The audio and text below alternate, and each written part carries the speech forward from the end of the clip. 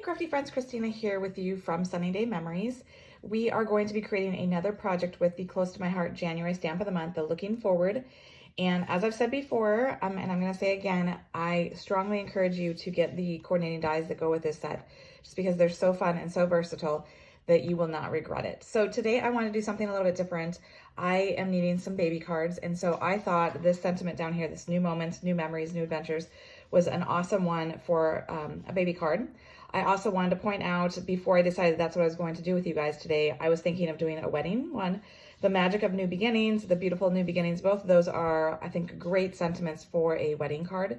So if you're trying to think outside the box and you want another idea, I think those are also some great sentiments to use for a different kind of card. So the supplies that you're going to need for the card that we're going to create today are very minimal. We are doing a very simple card here.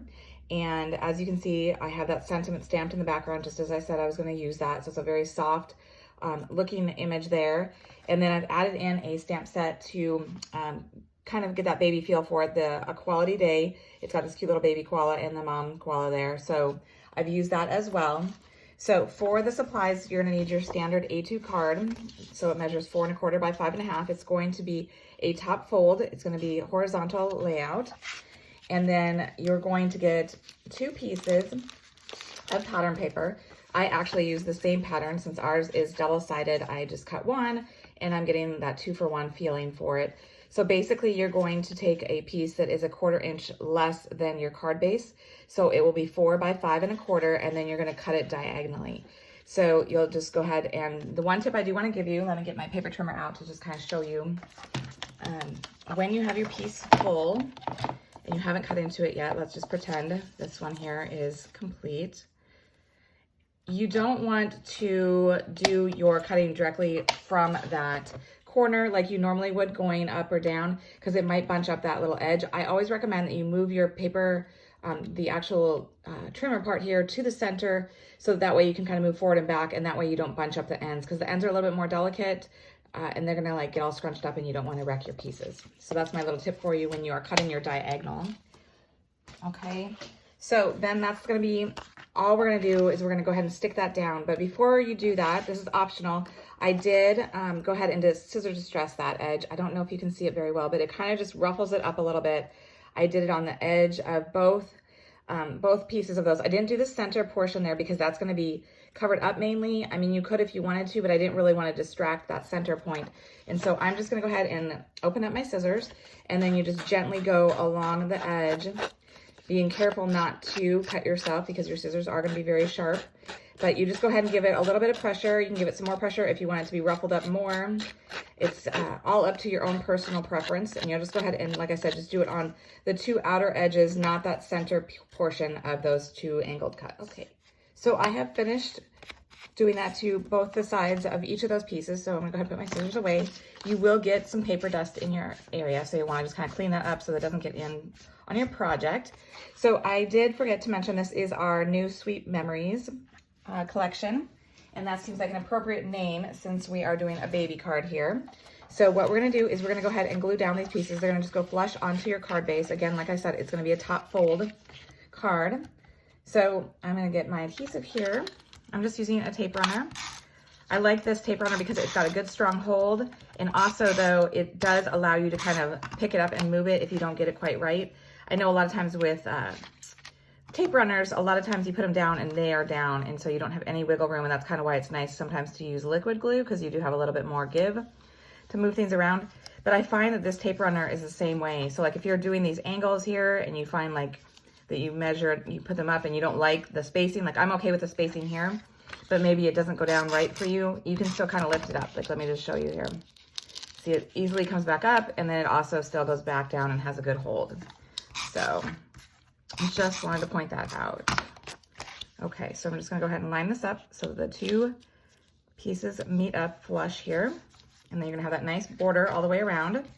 Okay, so then we have a piece of vellum that we're doing, because I wanted to soften it, because like I said, this is a baby card. And so this piece of vellum here is a 4 1/4 by 3 1/4. So now I'll have all these measurements and all these supplies in the description for the video. So if in case I say something wrong or I miss saying it, you'll have it there. And then I wanted to kind of play off of the color of the koalas by having a soft kind of gray tone. I know that there's not necessarily the gray in the Sweet Memories collection, but I used linen. I used the light side. So this is kind of a small piece, so it might not show really well, but if you kind of put the two pieces together here, you can see this darker side is the true linen color, whereas this other side is the light. All of our cardstock is two-toned like that. And that's going to actually work out really well for us because in addition to using the linen cardstock, I'm going to use the linen ink pad so I can kind of have a tone-on-tone effect. And because it is the lighter shade, it will show up just a little bit better than it would on the actual shade of linen. So you can kind of see the words a little bit better, but they're not so in your face, so bold. And so I'm just going to actually grab the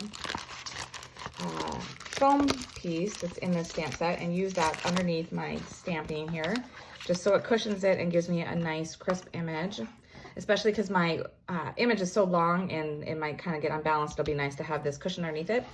And that reminds me, I do want to give you guys a tip because I know sometimes when you work with these longer images like this, they're kind of hard, they're kind of wiggly, and they're kind of hard to get straight. So in addition to the fact that our blocks with Close to My Heart do have the little etched line on them, and I'll show you. I don't know if you guys can see it very well. Let me see if I can kind of get an angle. Like there is an etched line all the way along there so that you can line up your like alphabets and stuff like that. But another trick is if you, because you can see how this is really wiggly, so it'd be kind of hard to get it to be straight. I go ahead and I set it down, and it's also nice because I have it here on my Versa mat so you can kind of get the lines and the graphene so you can see it's more straight now.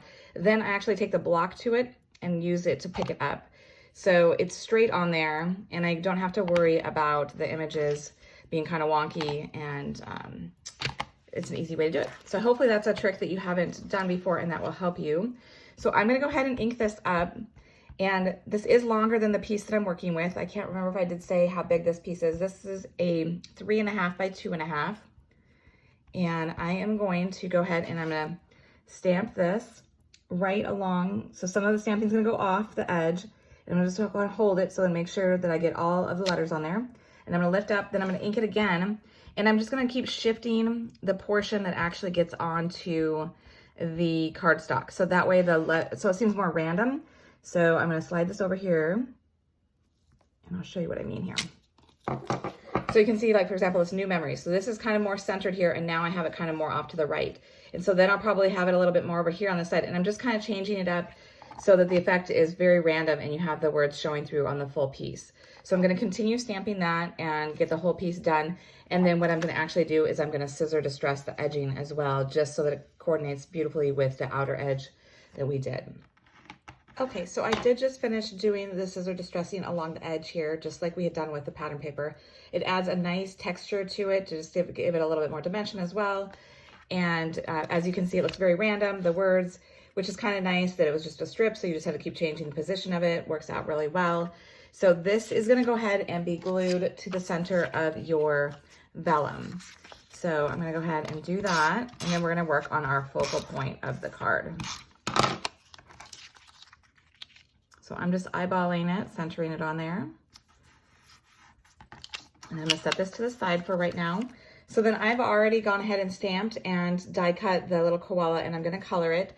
I am not an expert at coloring, so I'm not gonna have you guys watch me because I don't really have much to share, but I will tell you just a couple things that I did do, just in case it does help you.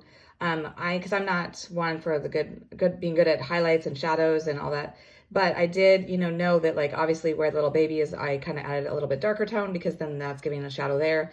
Same thing on the branch there, adding some darker tones because the koala is sitting there. And I just did a couple of different greens to kind of give that a little bit more color and depth to it as well.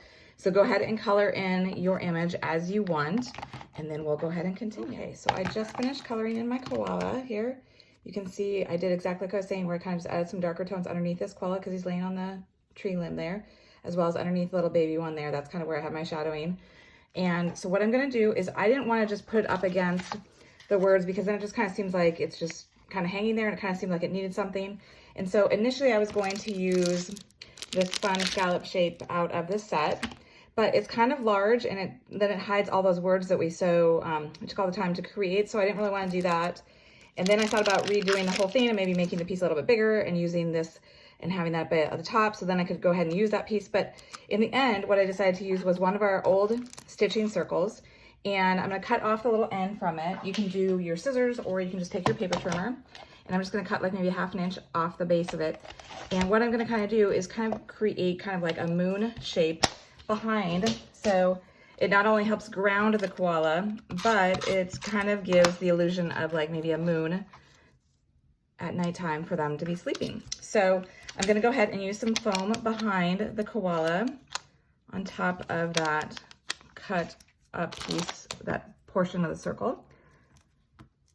And then you'll see that it then doesn't kind of, it feels better. It doesn't feel like it's just kind of floating out there with nothing. And so if you ever are working on your project and it just doesn't feel right, maybe that's what it is. Maybe you need something kind of behind it to kind of help ground it. And that is a really great fix. Okay, so now you can see it coming together. So I wanted to kind of raise this so that the vellum showed through a little bit, even though it's got a nice soft feel, because if it's directly on your paper, you don't notice it as much as if you go ahead and lift it up a little bit. So we're gonna put some foam behind there as well. And you want to be selective. You do not want to have it be on the vellum because that will show through. So you're gonna do it behind the cardstock. And I'm using some of our retired thin foam dots. We don't have the dots anymore, but we still have our thin 3D foam.